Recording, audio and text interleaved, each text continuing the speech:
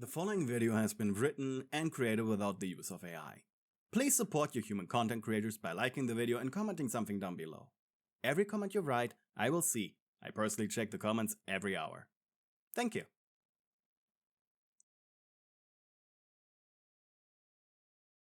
It was a test. Scientific curiosity. And a little bit of dark entertainment. The doctor called it the pit, though really it was just the prison complex's second yard, where the adult bigger bodies had been temporarily kept, and where he, while still having a human body, watched Huggy Wuggy destroy other toys. But what was initially just a test to see how physically advanced the toys had become, how much they could take and dish out, had now just become a fighting arena. A blood sport, with no reward but Sawyer's own satisfaction. He'd spent days, weeks collecting ferals and non-ferals alike, kept them alive in the prison cells, testing them, analyzing them, and then he let them fight. And even though he called them his preferred test subjects, those he preferred were nothing but champion gladiators. Using varying dosages of the various gases that were used for experimentation to make the subjects more obedient. But the question remained, who would become his next prime test subject? You were sitting in your cell, eyes transfixed on a singular bulb hanging from the ceiling. Blood had been permanently caking your hands and feet, and no matter how much you washed it, it just wouldn't come off. Your doll clothes were torn and dirty. At some point, these rags, loosely hanging off your perfectly formed doll body, used to be a blue dress. Synthetic skin was damaged, plastic ripped off in chunks, leaking translucent fluids, burning with every movement. You used to be a... You grabbed your head. What doll were you again? Oh, right. A Connie Carnation doll. A line of children's toys based on knights, kings, and queens that could be enjoyed by boys and girls alike. You hugged yourself, whipping your head left to right. As long as you remember what you were sane, right? And then, a sudden alarm sound echoed, making you jolt up, body twitching with anticipation. The doctor's voice came on, sounding both bored and excited. Group test 305977-Alpha is about to commence. If your door opens, please follow the signs towards cell block B into prison yard 2. Thank you. The prison yard was nothing but a circular pit within the underground rock of the factory's lower half. Floodlights were lighting the walkways of the guards, flooding it in hot, eye-hurting white light that didn't allow for any shadows to be cast down there. The concrete ground was covered in a thin layer of red brick dust, so fine it was almost like sand. Above, on the walkways, stood the doctor's automatons in various casual poses. Their blinking eyes on TV heads, occasionally flickering. The walls of the pit were covered with claw marks, bloody handprints, and other remnants of the almost constant slaughter here. A lot of toys lined the walls. Smiling critters, long legs family members, mini Huggy Wuggies, Bunzo bunnies, boogie bots, and much more. A few were barking, snarling, crawling like predators in a cage. The doctor would soon release Icky Licky's coffee-scented gas. It was a proven adjutant, and would put toys close to being feral into a frenzy. You stood at the western wall of the circle. You knew from experience that the toys closer to the center were the first ones to get swarmed. You wanted to survive, but you also knew that the moment the gas entered your nose, you'd lose control over your senses. There was an unwritten rule in the pit that everyone followed, not out of respect, but more out of instinct and need to survive. As long as the gas hadn't been released, you didn't hurt anyone. And the toys in the immediate vicinity around you were not to be harmed, as they were your meat shields. It was only around the halfway point when the semblance of unity broke and it turned into an all-out freefall. Even though it was a freefall from the beginning. That's just how things worked in the pit. But that's when you noticed there were a few veterans here too. A mommy Longlegs, almost the size of the one in the upper factory floors. She was massive. She had her right eye missing and her dress was so damaged she had wrapped bandages around her noodle body just to cover up some places of herself. A PJ Puggerpillar with some segments of his body missing, his dog face twisted into an aggressive snarl, and a Catbee of all things. Somehow this thing had survived 3 combat encounters. Of course, there were about 100 other toys, but recognizing someone in the pit was never a good sign. The ceiling rumbled. Initiating test in 3, 2, 1. The swish of gas being released was the only thing heard for but a moment. A tension-filled second in which no one spoke or made a sound. And then, the first toy caught a whiff of coffee.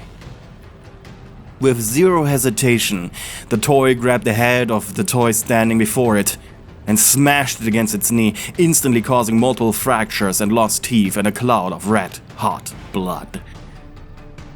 You yourself didn't wait long. The moment that first scream ripped the air, you leapt forward, claws hooking into the brick-dust floor, knees scraping raw plastic against concrete. The smell of blood, coffee, and burning plastic filled your chest. Your vision tunneled red instantly. To your left, a mini Huggy Wuggy pounced, jaws wide, foam wire spilling from its shredded muzzle. You caught it midair, slamming it down, your fingers digging into its plush skull until it caved. It kicked and twitched. You ripped its stuffing out in a wet motion, feeling the warmth of leaking blood coat your palms. Another shape lunged from the side. A boogiebot. Small, cracked face flickering with sparks, but these things were dangerous and you had a fun experience. You ducked as it swung its metal arms. Your own hands hooking behind its head and twisting. Its plastic cracked, a wire whipped past your cheek, slicing your synthetic skin. You ignored the pain and ripped again. Its head tore free in a shower of sparks and blood. Bodies were crashing all around. You felt them, shapes colliding, teeth scraping over shoulders, blunt claws dragging down over backs. You turned, eyes wild, slammed your elbow into a snarling Bunzo Bunny. Its rubbery face folded under the blow. The gas made your heart pound like war drums. No fear, no pain, just a raw need for slaughter. You pushed forward through the swarm, boots skidding in hot blood and ichor and oil. Your mouth open, tasting the copper tang in the air. A Catbee scuttled low, jaws snapping. You stomped down, crushing its wings and body, then hooked your fingers around its jaw, pulling it until its face tore free from the back of its head. You threw the dripping face aside. Screams rose and fell like broken music. The pit roared alive, snapping teeth and rending claws, wet crunches of plastic splitting, bones breaking, foam spilling like rotten meat. The PJ Puggerpillars charged. It moved like a dying centipede. Each breath a whine of torn plush. You sidestepped and raked your hand across its flank, ripping it up. It turned, its dog face snarling, but you were already moving, leaping onto its back, your knees driving down, cracking this thin plastic between segments. It bucked, You clawed and ripped, feeling parts of it give under your grip. Your own plastic skin tore on jagged bone, hot red fluid running down your arms, and you didn't care. Finally, you drove both hands into its spine and pulled. A final shriek and the creature collapsed beneath you, its body twitching once before going still. For a breath, you stood over it, chest heaving. The gas was burning your throat, your dress in tatters, half of your torso slick with crimson blood and gluey foam. Something big moved to your right. The mummy Longlegs. One eye missing and bandages still wrapped around her spaghetti body. She towered above the swarm and gracefully and lethally danced around it. She was in absolute heaven right now, but her gaze finally found you. Almost recognizing you. With hatred she lunged, arms whipping out. You ducked one, the air whistling past, but the second arm caught you across the ribs, flinging you sideways. You rolled, pain flaring, then sprang back up, claws at the ready. She came again, fast, arms lashing. You grabbed it. Felt the rubber burn your palms, then twisted, driving your knee up into her center mass. She hissed, face contorting, free hand grabbing your hair and yanking. Your scalp burned as she pulled out an entire tuft of your hair. You rammed your head forward, forehead slamming into hers. She reeled. You didn't stop. Your clawed fingers finding the bandages around her waist, digging in and pulling. She shrieked as her skin peeled under your nails. You clawed deeper, feeling the sticky warmth of her blood spill over your hands. Her free hand whipped out, slapping your face so hard your vision flickered white. You tasted hot plastic shavings on your tongue. But your claws were in too deep now. You wrenched backwards, ripping her middle open. She buckled, strands of her hair and tubing pink wires spilling. With a final snarl, you grabbed her head, twisted and tore until you held it in your hands. Her limbs twitched as the beheaded body fell to the floor like a marionette on strings. The pit stank of foam, oil, blood, and burned rubber. All around you the weaker toys fought, died, and tore each other apart. A daddy Longlegs tried to flee, squealing, and you caught it by the neck, squeezing until it popped like wet cardboard. You moved through the chaos, part of it a dark shape among dark shapes. Every touch you gave was a wound, every step left a trail of ruin. A row of mini huggies leapt at you at once, teeth gnashing, a strange alliance being formed between them. But you swung your arms around wide, claws slicing through two skulls at once. Their blood spraying across your cheek. Another clung to your back, biting your shoulder. You reached back, grabbed it by the neck and slammed it face first into the concrete until it stopped moving. Breathing heavily, synthetic skin torn and fluids leaking from dozens of cuts. You barely felt them.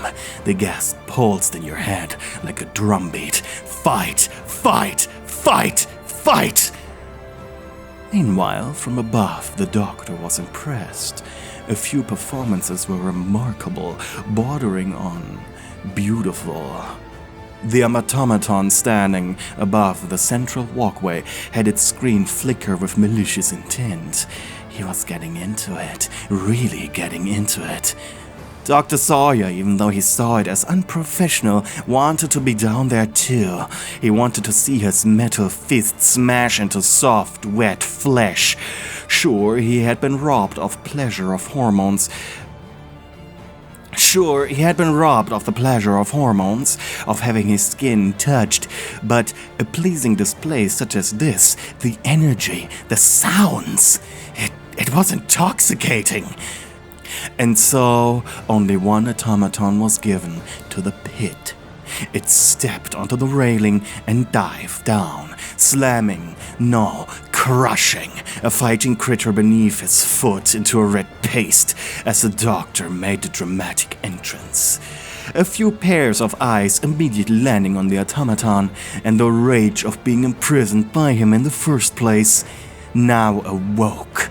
A new feral nightmare in the pit. Fight, fight, fight! The pit erupted once more like a second shockwave rolling through cracked plastic and synthetic hides. Toys lunged at each other, jaws wide, claws raised, teeth gnashing as though the gas had stripped away any humanity.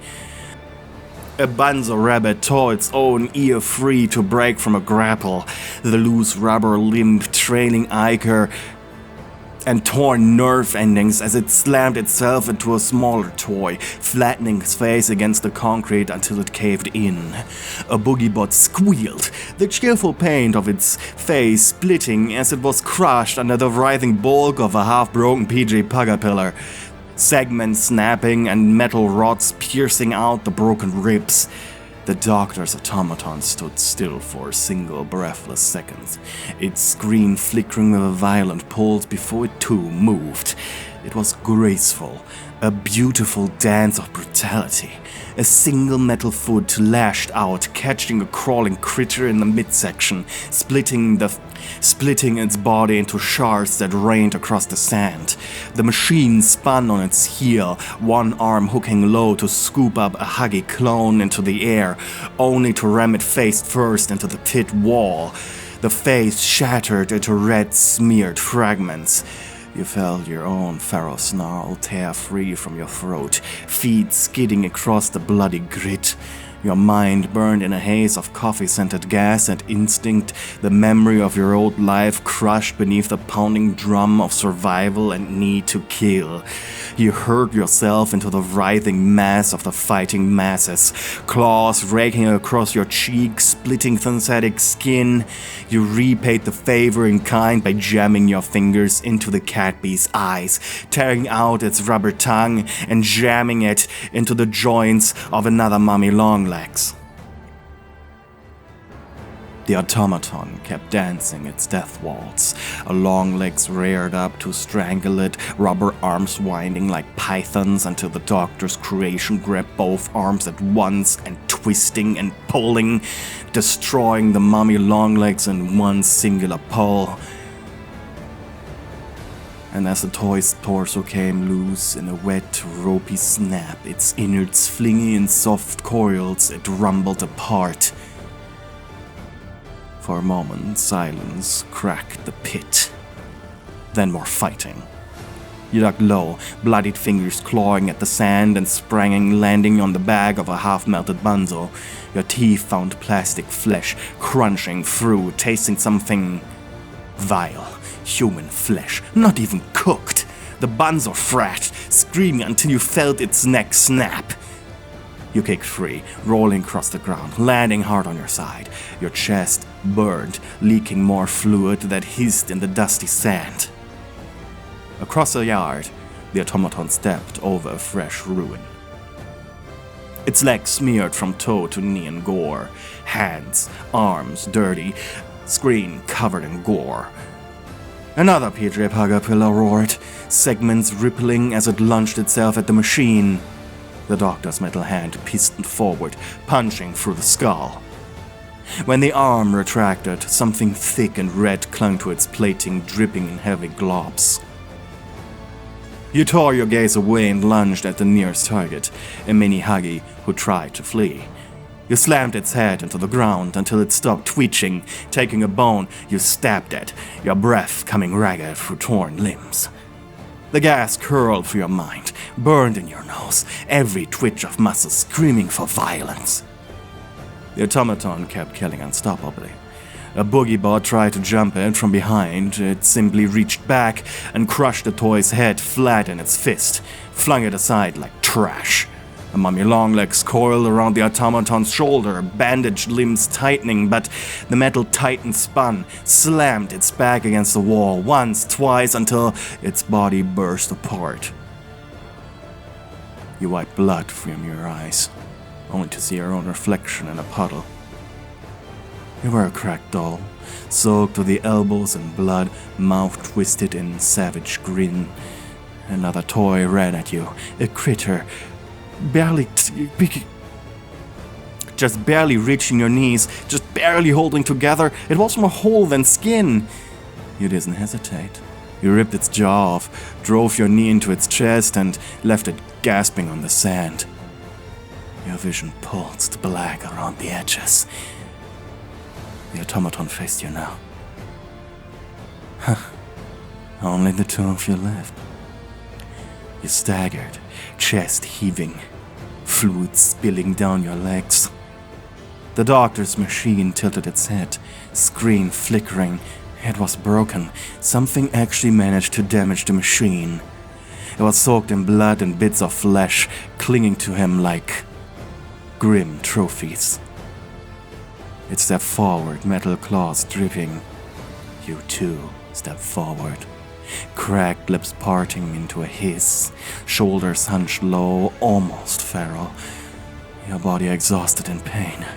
You no longer knew what blood was yours and what was those of you destroyed. This certainly has been a pleasing encounter, purred Dr. Sawyer. Connie, right. I wouldn't have expected this outcome. You weren't that high on my survival list, really. And yet... You were caked from head to toe, and with your clothes completely stripped off of you during the scuffle, well, that was putting it mildly, you almost forgot that you were just another toy and not a feral, naked madwoman. You circled each other. Look, I admit I was unprofessional. I know that more than anyone, but you gotta admit, this was quite infectious. A thought came to him. A result from Project Cinnamon, right? He chuckled to himself, darkly. Mixing gases were prohibited, but who was gonna stop him now? The factory was in ruin. As the automaton in the arena kept taunting you, a different one began releasing more icky-licky coffee gas, but also he added 50% of Crafty Corn's jasmine-scented gas to the mix. A rather vile mixture, but it was more about the chemicals. The gas. It made your body convulse for a moment, like you had suddenly smashed into a brick wall. See, Connie, jasmine is often used in aphrodisiacs. Of course, that's not the effect we intended with the gas in the first place. I mean, just think about the lawsuits when their parents realize... Never mind. But we are both adults here, aren't we? Let's see what happens when we mix them together. Your body burned. You fell on your knees, rubbing yourself into the blood-soaked dust. Everything was so sensitive. The sensations were driving you crazy. Oh, I wish I could feel what you're feeling right now, Connie. He stepped closer. His claw, hot from blood, placed on your shoulder. It made you shiver with a delight you didn't think possible.